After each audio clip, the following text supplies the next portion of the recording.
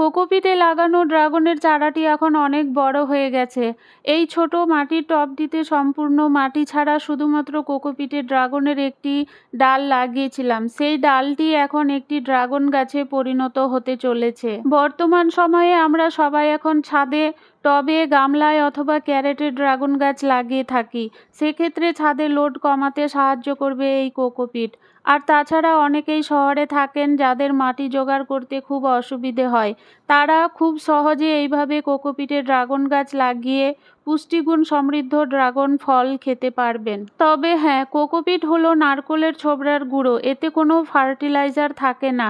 তাই কোকোপিটের সঙ্গে যে কোনো একটি ফার্টিলাইজার অবশ্যই মিশিয়ে নিতে হবে। আমি গোবর সার মিশিয়েছিলাম। এই গাছটিতে 10 দিন পর পর সর্ষে খোল পচা তরল সার পাতলা করে জলের সঙ্গে মিশিয়ে দিচ্ছি, তাতে গাছটি খুব তাড়াতাড়ি ঝোপালো হয়ে উঠবে।